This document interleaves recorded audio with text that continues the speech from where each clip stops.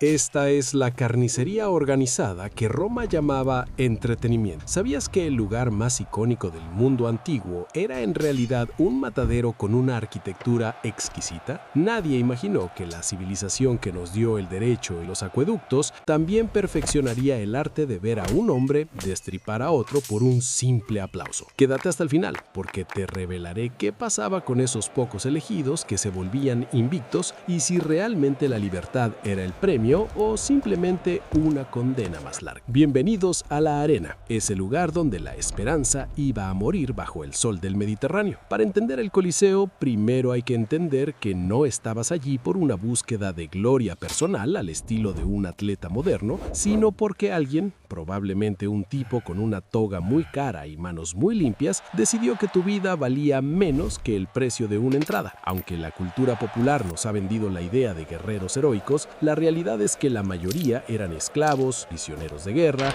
o criminales condenados que no tenían voz ni voto en su destino. Imagina despertar sabiendo que tu única función ese día es servir de coreografía para el aburrimiento de 80,000 personas. ¿Realmente crees que nuestra obsesión moderna por el morbo en redes sociales es tan diferente a la sed de sangre de un senador romano? Aquí es donde entra Espartaco, el nombre que todo el mundo conoce pero que pocos sitúan correctamente en el mapa del dolor. Aunque él no peleó en el Coliseo que hoy visitan los turistas, pues su rebelión fue anterior, él personificó el terror máximo de Roma, que la carne de cañón aprendiera a morder la mano que la alimentaba. Espartaco no era gladiador por gusto, era una herramienta de guerra que decidió que si iba a morir, lo haría bajo sus propios términos, y no para divertir a una masa que masticaba garbanzos fritos mientras él se desangraba. Las escuelas de gladiadores, o ludus, no eran centros de alto rendimiento, eran prisiones de alta seguridad donde te enseñaban a morir con estilo, porque en Roma perder era aceptable, pero morir de forma antiestética era una falta de respeto al público. ¿No es fascinante cómo el ser humano es capaz de exigir dignidad incluso en el momento del asesinato? Las peleas no eran simplemente dos tipos dándose golpes hasta que uno caía. No, los romanos amaban la clasificación. Tenías al retiario, que iba casi desnudo con una red y un tridente, enfrentándose al secutor, que iba blindado como un tanque, pero apenas podía ver por los agujeros de su casco. Era un juego cruel de agilidad contra fuerza bruta. Las armas estaban diseñadas no solo para matar, sino para generar drama. Espadas cortas llamadas gladius, que buscaban el espacio entre las costillas, y escudos pesados, que se usaban para romper narices antes de dar el golpe final. Cada estocada era calculada. Si la pelea era demasiado rápida, el editor,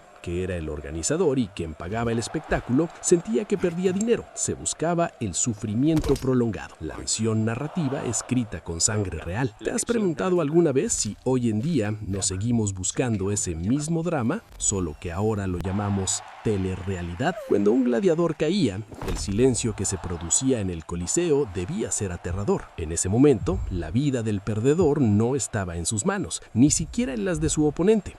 El destino dependía del editor, que solía ser el emperador si estaba presente. El famoso gesto del pulgar es un mito mal interpretado, pero la esencia era la misma. Un giro de mano decidía si recibías la espada en la garganta o si se te permitía vivir para sangrar otro día. Los públicos gritaban, exigían y sentenciaban. Si habías peleado con valentía, quizás te daban una prórroga. Si habías mostrado miedo, la multitud se volvía una sola bestia sedienta de una ejecución limpia. Imagina ser el verdugo que tiene que mirar a los ojos a su compañero de celda y esperar la señal de un tipo que nunca ha sostenido un arma en su vida. ¿Qué dice de una sociedad que el momento más emocionante de su semana sea decidir la muerte de un desconocido? La muerte en la arena tenía muchas caras. No siempre era una espada. A veces eran fieras hambrientas traídas de los confines del imperio para devorar a los condenados en un espectáculo llamado venat. Otras veces eran ejecuciones teatrales donde se recreaban mitos griegos, pero con muertes reales. Si el mito decía que el héroe moría quemado, el actor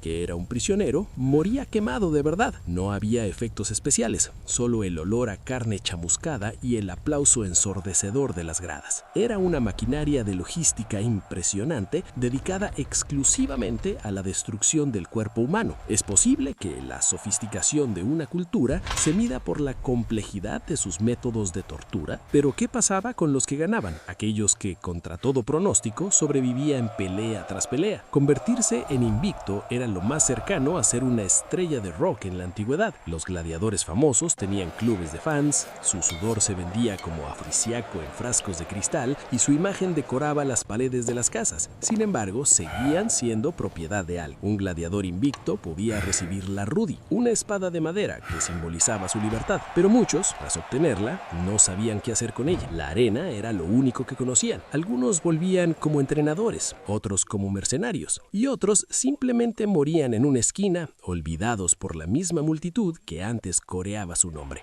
El éxito coliseo era solo una forma más lenta de esperar lo inevitable. ¿No crees que la verdadera tragedia no es morir en la arena, sino sobrevivir solo para darte cuenta de que ya no perteneces a ningún lugar? Llegados a este punto, la pregunta central queda resuelta. El Coliseo no era un estadio deportivo, era una herramienta de control político donde la vida era la moneda de cambio. Se peleaba por obligación, se moría por entretenimiento y se sobrevivía por milagro. Roma te daba pan y circo para que no miraras lo que hacían con tus impuestos o con tus derechos. La próxima vez que veas esas ruinas majestuosas en una foto, recuerda que cada piedra está impregnada de la desesperación de hombres que solo querían ver un amanecer más. Gracias por acompañarme en este viaje por las sombras del imperio. Si te ha gustado este análisis sobre la brutalidad humana decorada de mármol, no olvides suscribirte y darle a la campana para más historias donde la realidad supera a la ficción. ¿Te atreverías a decirme en los comentarios si crees que tú habrías pedido clemencia o habrías aceptado la espada con dignidad? Nos vemos en el próximo video.